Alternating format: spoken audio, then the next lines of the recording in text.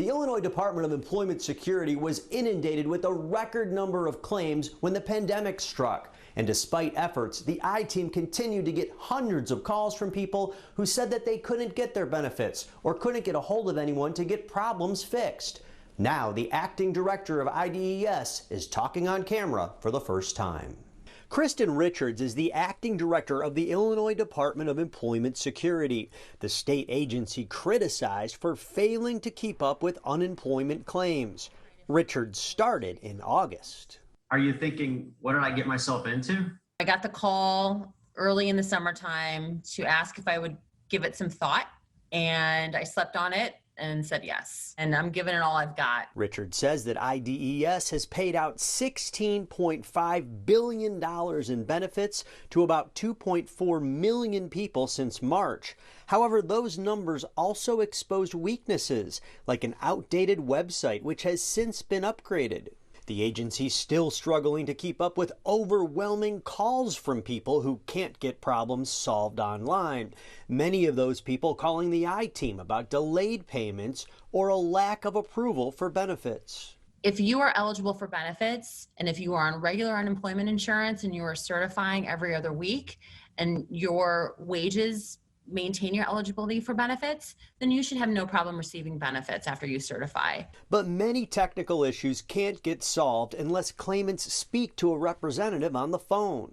We have added 450 people to our call center since May, which is really significant. When the pandemic started, we had roughly 100 people in place that were responsible for answering up to 1.8 million calls a week. A new callback system was added over the summer, placing people in a queue to receive a call back from an IDES representative. The I-Team has heard from dozens of people who say they waited weeks for a callback or never got one. What do you want to say to people who haven't gotten a callback yet? I want to say, please stay with us. We're in a 1 to 2 week turnaround time right now for calls. If you have a question, for example, on how to reset your password, come to the agency's website. Adding that she's hoping to expand on newly added text features and emails to increase communication, like for people trying to get answers about letters they've received stating they were overpaid under the federal Pandemic Unemployment Assistance Program.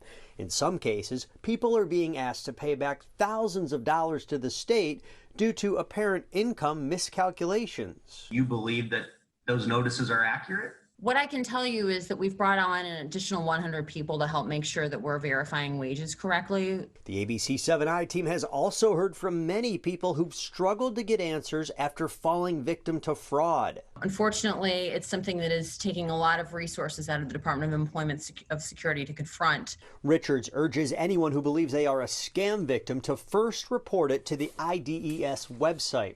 She also acknowledges that these are desperate times and people shouldn't have to wait for the benefits they've earned. If you are waiting to receive a call from the agency, and that call might be the difference for you between receiving your benefit, right, and paying bills and taking care of your family, that's deeply felt by IDES. Another way to visualize that massive amount of claims, IDES says this year in April alone, in just 1 month, it processed more claims than the last 10 Aprils combined.